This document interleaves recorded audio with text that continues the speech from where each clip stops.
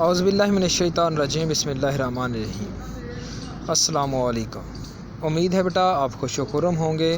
آپ لوگوں نے پریویس لیکچر سماعت کر لیے ہوں گے۔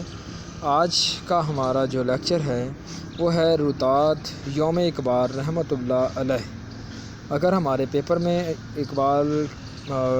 یوم اقبال پر روداد آتی ہے تو ہم نے اس میں کیا پوائنٹس لکھنے ہیں، کیسے لکھنا ہے، وہ اس چیز پر ہم آج بات کریں گے۔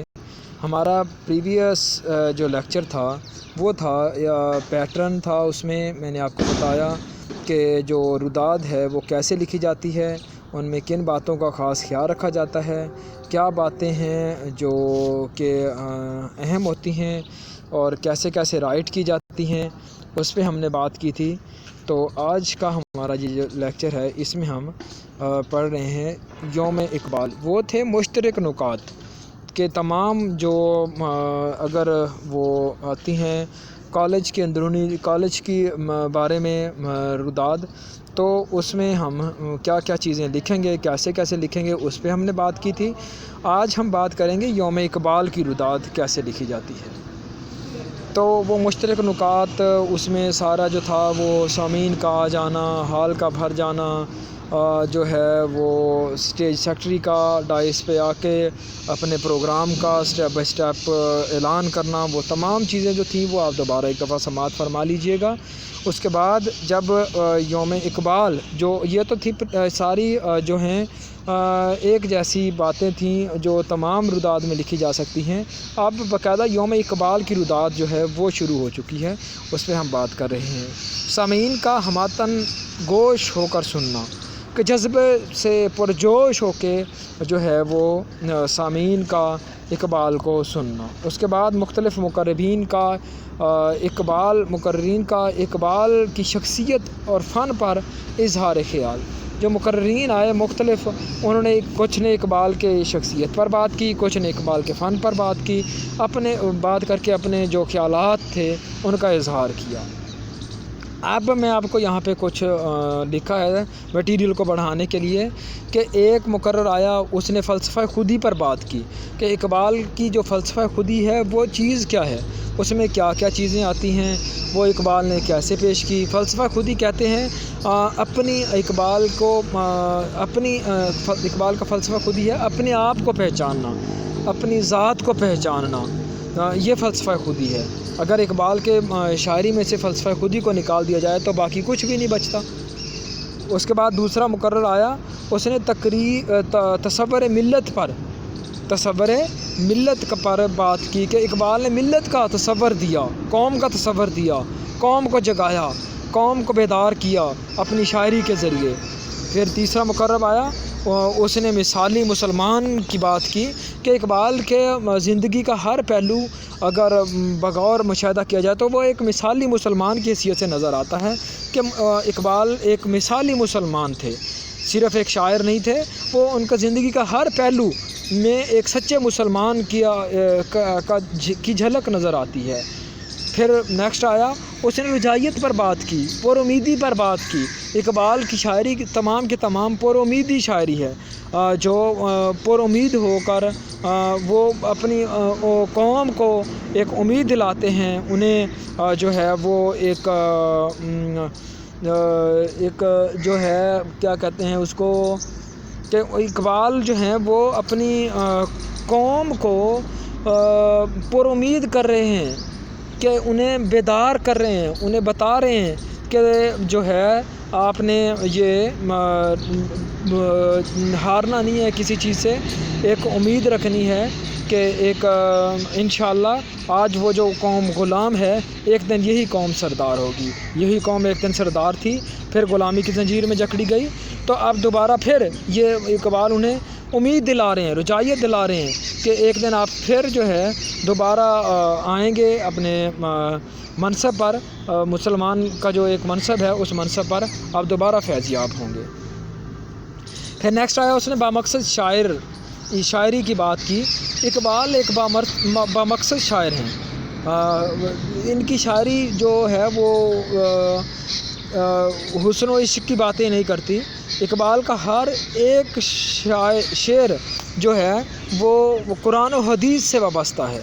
اقبال جو ہیں بامقصد شاعر ہیں، ان کا ہر شعر میں کوئی نہ کوئی مقصد چھپا ہے، کوئی نہ کوئی راز چھپا ہے۔ اس کے بعد نیکسٹ مقرب آیا، اس نے تصور پاکستان کی بات کی کہ اقبال نے خطبہ آباد میں 1930 میں پاکستان کا تصور دیا۔ انہوں نے پاکستان کا تصور دیا اور انہوں نے بتایا کہ پاکستان یہ پہلی دفعہ جو ہے وہ پاکستان کا تصور پیش کیا جا رہا تھا، تو اقبال نے کیا۔ پھر نیکسٹ آیا، اس نے بحیثیت قانون دان، اقبال کو بحیثیت قانون دان بات کی، پڑھا کہ اقبال جو ہے وہ ایک قانون دان کی حیثیت سے بھی ہیں، کہ اقبال ایک بہت بڑے وکیل تھے، ایک اچھے وکیل تھے۔ اس کے بعد نیکسٹ آیا، اس نے تبلیغ دین کی بات کی کہ اقبال نے پوری زندگی میں تبلیغ دین کیا، دین کی تبلیغ کی۔ تو یہ بھی ایک حقیقت بات ہے کہ اقبال کی ہر شعر جو ہے وہ دین کی تبلیغ کرتا ہے، وہ ایک اس میں قرآن و حدیث کی بات ہوتی ہے۔ اس کے بعد نیکسٹ آیا، اس نے حب نبوی صلی اللہ علیہ وسلم کہ اقبال ایک سچے عاشق رسول ہیں، اس پر بات کی۔ تو نیکسٹ آیا، اس نے مقصد حیات پر بات کی کہ زندگی کا مقصد کیا ہے۔ اقبال نے ہمیں بتایا کہ زندگی کا مقصد کیا ہوتا ہے، ہمیں کن چیزوں کا جو ہے وہ خاص خیال رکھنا چاہیے، کیا چیزیں جو ہوتی ہیں وہ زندگی میں اہم ہوتی ہیں، ہماری زندگی کا مقصد کیا ہے، ہمیں کس لیے پیدا کیا گیا ہے، ہم کس لیے اس دنیا میں آئے ہیں۔ تو یہ تو تھیں باتیں جو مختلف مقررین نے آ کر یوم اقبال پر بات کی۔ اس کے بعد تقریر کے ساتھ ساتھ کلام اقبال کا گایا جانا، کہ تقریر کے ساتھ ساتھ یوم اقبال کا ساتھ جو ہے وہ یوم اقبال کا جو کلام ہے وہ گا کر پڑھا جا رہا ہے۔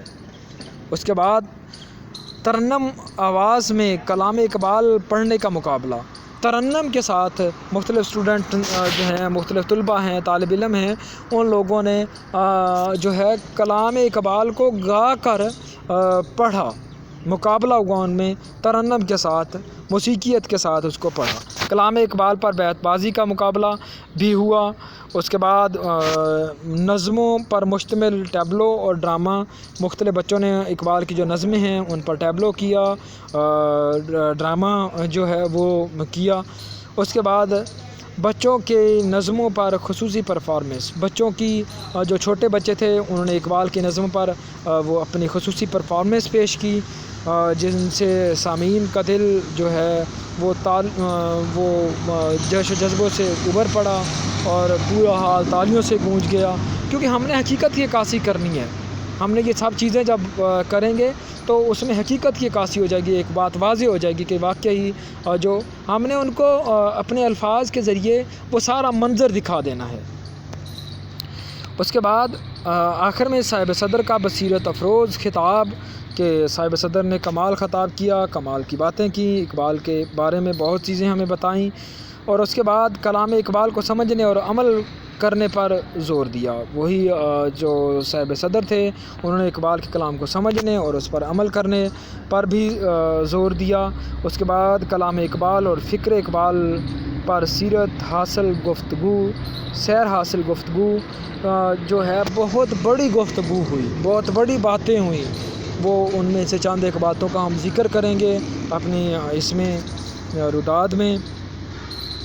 اس کے بعد قلب و نظر کی روشنی سمیٹ کر گھروں کو واپسی، یہ ہم اب اینڈنگ کر رہے ہیں، اختتام کی طرف آ رہے ہیں، تو ہم نے آہستہ آہستہ ان تمام چیزوں کو جو ہے وہ پیش کرنا ہے کہ واقعی ایسی ریالٹی ہم نے بنا کے پیش کرنا ہے، تو یہ ساری چیزیں واضح ہوتی جائیں گی تو ہماری ریالٹی بھی شو ہوتی جائے گی اس میں۔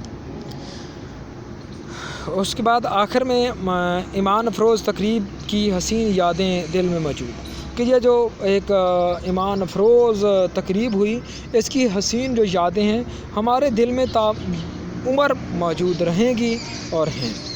یہ تھی ہماری یوم اقبال کے چند ایک اہم پوائنٹس، اور اس کے بعد آپ مزید جو اپنی ہیلپ بک ہے اس سے بھی مدد لیں گے۔ میں نے بھی کوشش کی ہے کہ آپ کی تمام وہ جو چیزیں ہیں، امپورٹنٹ چیزیں ہیں، ان کو واضح کر کے آپ کو ایک جو ہے اچھی روداد لکھنے میں آپ کی مدد ہو سکے، تاکہ آپ اچھے سے اچھے نمبر حاصل کر سکیں۔ اللہ تعالیٰ آپ سب کا حامی و ناصر ہو۔ جزاک اللہ خیر۔ السلام علیکم۔